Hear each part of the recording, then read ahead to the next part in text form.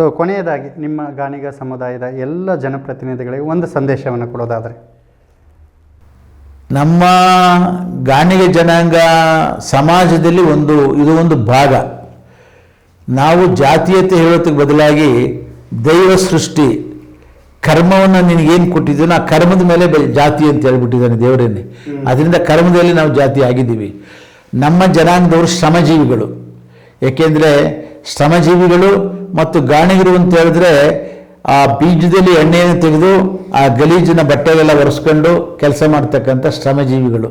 ಇವತ್ತು ಈ ಯಾಂತ್ರಿಕ ಯುಗದಲ್ಲಿ ಅವೆಲ್ಲ ಮಾಯ ಆಗೋಗ್ಬಿಟ್ಟಿದೆ. ಯುವಕರಿಗೆ ರಿಹ್ಯಾಬಿಲಿಟೇಷನ್ ಆಗಬೇಕು, ನಿಜವಾದಂಥ ರಿಹ್ಯಾಬಿಲಿಟೇಷನ್ ಆಗಬೇಕಾಗಿರ್ತಕ್ಕಂಥದ್ದು ನಮ್ಮ ಗಾಣಿಗರಿಗೆ ಮತ್ತು ಸವಿತಾ ಸಮಾಜದವರಿಗೆ ಮತ್ತು ಮಡಿವಾಳರು ಮೊದಲು ಬಟ್ಟೆ ಹೋಗಿ ಜೀವನ ಮಾಡ್ತಾ ಇದ್ರು. ಇವತ್ತು ವಾಷಿಂಗ್ ಮಿಷಿನ್ ಬಂದಿದೆ, ಈಗ ಅವ್ರ ಜೀವನ ಇಲ್ಲ. ಈಗ ಆಯಿಲ್ ಮಿಷಿನ್ ಬಂದ್ಬಿಟ್ರಿಂದ ಗಾಣಿಗರಿಗೆ ಜೀವನ ಇಲ್ಲ. ಹೀಗೆ ಯಾರ್ಯಾರು ನಿಜವಾದಂಥ ಕಸುಬನ್ನು ಕಳ್ಕೊಂಡಿದ್ದಾರೆ ಅಂಥ ಜನಾಂಗಕ್ಕೆ ಸರ್ಕಾರದವರು ಹೆಚ್ಚಿನ ಪ್ರೋತ್ಸಾಹವನ್ನು ಕೊಟ್ಟು ಅವ್ರನ್ನ ಯುವಕರಿಗೆ ರಿಹ್ಯಾಬಿಲಿಟೇಟ್ ಮಾಡ್ತಕ್ಕಂಥದ್ದಕ್ಕೆ ಅಭಿವೃದ್ಧಿ ನಿಗಮಗಳನ್ನು ಆದ್ಯತೆ ಮೇಲೆ ಇಂಥವ್ರು ಕೊಡಬೇಕು. ಮತ್ತು ಇವರು ಸಹ ಎಲ್ಲ ಭೇದ ಭಾವಗಳನ್ನು ಬಿಟ್ಟು ಒಗ್ಗಟ್ಟಿನಿಂದ ಕೆಲಸ ಮಾಡ್ತಕ್ಕಂಥದ್ದಕ್ಕೆ ಪ್ರಯತ್ನ ಮಾಡಬೇಕು. ಮತ್ತು ಸಮಾಜಮುಖಿಯಾಗಿರಬೇಕೇ ಹೊರತು ಸಮಾಜದ ವಿರುದ್ಧ ಮಾಡಬಾರ್ದು. ಸಮಾಜಕ್ಕೋಸ್ಕರ ಕೆಲಸ ಮಾಡ್ತಕ್ಕಂಥ ಭಾವನೆ ಬಂದಾಗ ಆ ಸಮಾಜದಲ್ಲಿ ಏನಾದರೂ ಸ್ವಲ್ಪ ಉನ್ನತಿ ಕಾಣೋದಕ್ಕೆ ಸಾಧ್ಯ ಆಗ್ತದೆ. ಗುರುಗಳೇ, ಕೊನೆಯದಾಗಿ ಒಬ್ಬೊಬ್ಬರ ಹೆಸರು ಹೇಳುತ್ತೆ, ಹೇಳಿ. ಒಂದೇ ಪದದಲ್ಲಿ ಉತ್ತರ ಹೇಳಬೇಕು. ಹೇಳಿ. ಒಂದು ಪದಕ್ಕಿಂತ ಜಾಸ್ತಿ ಹೇಳಿ. ಮೀರಬಾರದು. ಯಡಿಯೂರಪ್ಪ. ಜನಪ್ರತಿನಿಧಿ, ಶ್ರಮಜೀವಿ. ವಿಜೇಂದ್ರ ಅವರು ಸಹ ಸಮಾಜದ ಅಭಿವೃದ್ಧಿಗೆ ಬದ್ಧತೆ ಇದೆ. ವೀರಪ್ಪ ಮೊಯ್ಲಿ ಅವರಿಗೆ ಬದ್ಧತೆ ಇದೆ, ಆದರೆ ನಂಬಿಕೆಗೆ ಅರ್ಹರಲ್ಲ. ಯಾಕೆ ಈ ಮಾತನ್ನು ಹೇಳಿದರೆ? ಅವರು ಯಾರು ನಂಬೋದಿಲ್ಲ. ಅವ್ರಿಗೆ ಹಿಂದುಳಿದ ವರ್ಗದ ಬಗ್ಗೆ ಅಭಿಮಾನ ಇದೆ, ಆದರೆ ಸರಿಯಾದ ಪರ್ಸನ್ ನಂಬೋದಿಲ್ಲ. ಅದಕ್ಕೆ ಉದಾಹರಣೆ ನಾನೇ ಹೇಳ್ತೀನಿ, ನೀವು ಕೇಳ್ಬಿಡ್ತೀನಿ. ಅವರ ಮುಖ್ಯಮಂತ್ರಿಯಿಂದ ತೆಗಿಬೇಕು ಅಂತ ಹೇಳ್ಬಿಟ್ಟು ಎಲ್ಲ ಪಟ್ಟಭದ್ರ ಶಕ್ತಿಗಳು 6 ತಿಂಗಳಿಗೆ ಇದು ಮಾಡಿದ್ರು. ನಾನು ಅವ್ರ ಹತ್ರ ಇರಲಿಲ್ಲ. ನಾನು ಒಂದು ದಿವಸ ಅಲ್ಲಿ ಪೋರ್ಟುಗಲ್ ನಿಂತಿದ್ದೆ. ಅವರ ಪ್ರೈವೇಟ್ ಸೆಕ್ರೆಟರಿ ಅವ್ರ ಹೆಸರೇನು ಇದು ಹೇಳ್ತೀನಿ, ಅವ್ರನ್ನ ಕಳಿಸಿದ್ರು ಕರ್ಕೊಂಬ ಅಂತ ಹೋದೆ. ಮನೆಗೆ ಕರ್ಕೊಂಡು ಹೋಗ್ಬಿಟ್ಟು, ಪುಟ್ಟಸ್ವಾಮಿ ನಾನು ನಾಳೆ ರಾಜೀನಾಮೆ ಕೊಟ್ಬಿಡ್ತಾ ಇದ್ದೀನಿ ಅಂದರು. ಯಾಕೆ ಸರ್ ಅಂದೆ. ಏನಪ್ಪ, ನನಗೆ ಯಾರು ಸಪೋರ್ಟ್ ಮಾಡೋರಿಲ್ಲ, ನನ್ನ ಮೇಲೆ ಎಲ್ಲ ಬೀಳ್ತಾ ಇದ್ದಾರೆ, ನನಗೆ ಯಾರು ಸಪೋರ್ಟ್ ಮಾಡೋರಿಲ್ಲ ಅಂದ್ರೆ ಯಡಿಯೂರಪ್ಪ ಇದ್ದಾಗೆ ಕರೆದ್ರು. ಅವರು ಕರೆದ್ರು. ಅವಾಗ ನಾನು ಹೇಳಿದೆ, ನೀವು ಯಾರು ನಂಬಿದ್ರೆ ನೀವು ಇದಾಗ್ತಿದ್ದೀರ ಸರ್ ಅಂತ ಅಂದೆ. ಆಗಿಲ್ಲ, ನಾನು ನಂಬ್ತೀನಿ, ನಿನ್ನ ಮೇಲೆ ನಂಬಿಕೆ ಇದೆ, ಏನಾರ ಮಾಡು ಅಂದರು. ಆಗ ನಾನು ಇವ್ರನ್ನ ಕಾಗೋಡು ತಿಮ್ಮಪ್ಪನವ್ರನ್ನ ಮತ್ತು ಇವ್ರನ್ನ ನಮ್ಮ ಧರ್ಮಸಿಂಗ್ ಅವ್ರನ್ನ ಕೇಳಿದಾಗ ಇಲ್ಲ ಏನಾರ ಮಾಡ್ರಿ ಅಂತ ಅಂದರು. ಆಗ ನಾನು backward class schedule caste federation ಮಾಡಿ 3 ದಿನ ಅವರು ತೆಗಿಬಾರ್ದು, ಹಿಂದುಳಿದ ವರ್ಗ ಅಂದರೆ ಅವರೊಬ್ಬರೇ ಎಲ್ಲ ವೀರಪ್ಪ ಮೊಯ್ಲಿ, ಹಿಂದುಳಿದ ವರ್ಗ, ಅಲ್ಪಸಂಖ್ಯಾತರು ಮತ್ತು ಪರಿಶಿಷ್ಟ ಜಾತಿ ಎಲ್ಲ ಸೇರಿದ್ರೆ ನಾವು 70% ಇದ್ದೀವಿ, ತೆಗೆದ್ರೆ ರಿಬೆಲ್ ಆಗ್ತೀವಿ ನಾನು ಅಂತ ಹೇಳ್ಬಿಟ್ಟು ಧರ್ನಾ ಕೂತು ತೆಗೆಯೋದಿಲ್ಲ ಅಂತ ಹೈಕಮಾಂಡ್ನಲ್ಲಿ ಅವ್ರನ್ನ ಉಳಿಸಿದ ಮೇಲೆ ನನಗೆ ನೀವು ಯಾವ ಚೇರ್ಮನ್ ಬೇಕು ಅಂದರು. ನನಗೆ ಸ್ಲಮ್ ಬೋರ್ಡ್ ಕೊಡಿ, ನಾನು MLA ಆಗಬೇಕು ಅಂದೆ. ಸ್ಲಮ್ ಬೋರ್ಡ್ನಲ್ಲಿ ಕೆಲಸ ಮಾಡಿದೆ. ನಾನು ಟಿಕೆಟ್ ಕೇಳಿದೆ. ಆಗ SM ಕೃಷ್ಣ ಅವರು ನಾವು ಒಂದೇ ಆತ್ಮೀಯವಾಗಿದ್ದರು.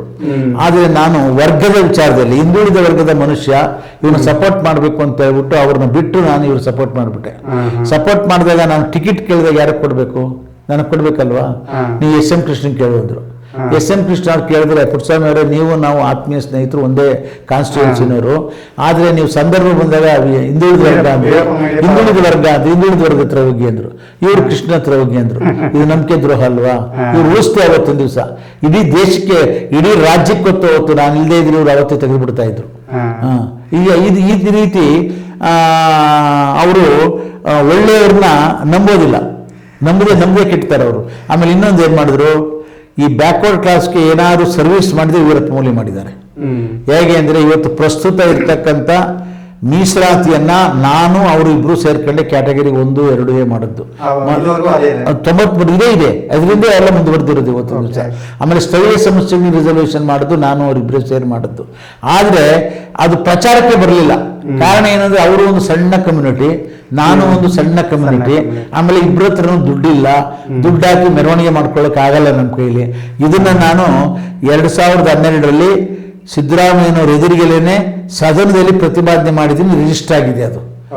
ಹಿಂದುಳಿದ ವರ್ಗದವರು ಅಂದ್ರೆ ನೀವೊಬ್ಬರೇ ಅಲ್ಲ, ನಾವು ಇದ್ದೀವಿ, ಆದ್ರೆ ನಮ್ಗೆ ಪ್ರಚಾರ ಸಿಕ್ಕಿಲ್ಲ ಅಂತ ಹೇಳೋ ಮಾತನ್ನ ಸಿದ್ದರಾಮಯ್ಯನವ್ರಿಗೆ ಎದುರಿಗೆನೇ ವಿಧಾನ ಪರಿಷತ್ತಿನಲ್ಲಿ ಹೇಳಿದ್ದೀನಿ ನಾನು. ನೆಕ್ಸ್ಟ್ ಒಂದೇ ಪದದಲ್ಲಿ ಹೇಳಿ. D K. Shivakumar hard worker.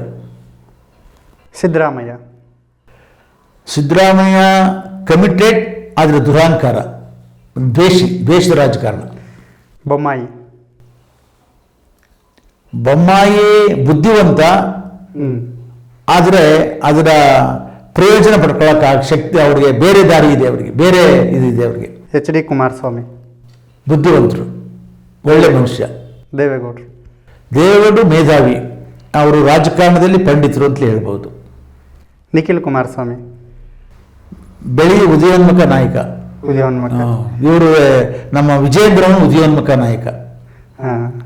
S.M. Krishna ಮೇಧಾವಿ, ಬಹಳ ಬುದ್ಧಿವಂತ ರಾಜಕಾರಣಿ ಮತ್ತು ಸಮಾಜಕ್ಕೆ ಕಮಿಟೆಡ್ ಮ್ಯಾನ್. ಧನ್ಯವಾದಗಳು. ಇಷ್ಟೊತ್ತು ತಮ್ಮ ಅಭಿಪ್ರಾಯ, ತಮ್ಮ ಅನಿಸಿಕೆ, ತಮ್ಮ ಜೀವನದ ಬಗ್ಗೆ ನಮಗೆ ಸವಿವರವಾಗಿ ತಿಳಿಸಿಕೊಟ್ಟಿದ್ದಕ್ಕೆ, ನಮ್ಮ ಕಾರ್ಯಕ್ರಮದಲ್ಲಿ ಭಾಗವಹಿಸಕ್ಕೆ ತಮಗೆ ಹೃದಯಪೂರ್ವಕ ಅಭಿನಂದನೆಗಳು. ನನ್ನ ಜೀವನದ ಕಥೆನ ಪ್ರಥಮವಾಗಿ ನೀವು ಕೇಳಿದ್ದೀರಾ. ನನಗೆ ಯಾರೂ ಸನ್ಯಾಸಿಯಾಗಿ ಮಂತ್ರಿ ಆಗ್ಬೋದೇ ಹೊರತು ಮಂತ್ರಿಯಾಗಿದ್ದರೂ ಸನ್ಯಾಸಿ ಆಗಲ್ಲ. ಆದರೆ ಯಾತಕ್ಕೋಸ್ಕರ ಸನ್ಯಾಸಿ ಆದ ಮನುಷ್ಯ, ಅವನ ಜೀವನ ಹೇಗಿದೆ ಅಂತ ಹೇಳ್ಬಿಟ್ಟು ಯಾವ ಮಾಧ್ಯಮದವರು ಇವತ್ತಿನವರೆಗೂ ಕೇಳಲಿಲ್ಲ. ಅಥವಾ ಬಹುಶಃ ನೀವು ಪ್ರಥಮರು. ನಾನು ಒಬ್ಬ ಸನ್ಯಾಸಿಯಾಗಿ, ಸ್ವಾಮೀಜಿಯಾಗಿ ನಾನು ಚಿರಋಣಿಯಾಗಿದ್ದೇನೆ. ಕಾರಣ ಏನು ಅಂದರೆ ನನ್ನಲ್ಲಿರ್ತಕ್ಕಂಥ ನೈಜತೆಯನ್ನು ಸಮಾಜಕ್ಕೆ ತಿಳಿಸೋದಕ್ಕೆ ಒಂದು ಕಾರಣಭೂತರಾಗಿದ್ದೀರ. ನಾನು ತಮಗೆ ಮತ್ತು ತಮ್ಮ ಸ್ಟುಡಿಯೋಗೆ ಶುಭವನ್ನು ಕೋರೋದ್ರ ಜೊತೆಗೆ ನನ್ನ ಪೂರ್ಣವಾದಂಥ ಆಶೀರ್ವಾದವನ್ನು ದೇವರಲ್ಲಿ ಪ್ರಾರ್ಥನೆ ಮಾಡ್ತಾ ಇದ್ದೀನಿ.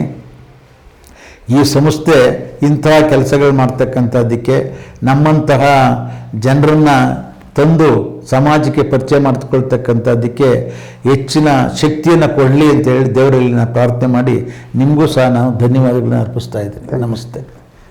ನೋಡಿದಲ್ಲ ವೀಕ್ಷಕರೇ, ಒಬ್ಬ ರಾಜಕಾರಣಿ ಸನ್ಯಾಸಿಯಾಗಿ ಬದಲಾವಣೆ ಆಗೋದಕ್ಕೆ ಏನೆಲ್ಲ ಕಾರಣಗಳಾಯಿತು, ಏನೆಲ್ಲ ಸತ್ಯ ಘಟನೆಗಳು ನಡೀತು, ಆ ಮುಖಾಂತರವಾಗಿ ಸಮಾಜಕ್ಕೆ ಯಾವೆಲ್ಲ ಕೊಡುಗೆಗಳನ್ನು, ಯಾವೆಲ್ಲ ಕೆಲಸಗಳನ್ನು ಮಾಡಬಹುದು, ಒಬ್ಬ ಸನ್ಯಾಸಿ ಹೇಗಿರಬೇಕು ಅನ್ನುವ ಅನೇಕ ವಿಚಾರಗಳ ಬಗ್ಗೆ ಸವಿವರವಾಗಿ ನಮ್ಮ ಪೂರ್ಣಾನಂದಪುರಿ ಸ್ವಾಮಿಗಳು ತಿಳಿಸ್ಕೊಟ್ಟಿದ್ದಾರೆ. ಸ್ನೇಹಿತರೆ, ಮುಂದಿನ ಸಂಚಿಕೆಯಲ್ಲಿ ಮತ್ತೋರ್ವ ವಿಶೇಷ ಅತಿಥಿಯೊಂದಿಗೆ ನಾನು ನಿಮ್ಮನ್ನು ಭೇಟಿ ಮಾಡ್ತೀನಿ. ಅಲ್ಲಿವರೆಗೆ ನೋಡ್ತಾ ಇರಿ ಜನಶಕ್ತಿ ನ್ಯೂಸ್. ಇದು ನಂಬಿಕೆಯ ವಾಸ್ತವ ರೂಪ.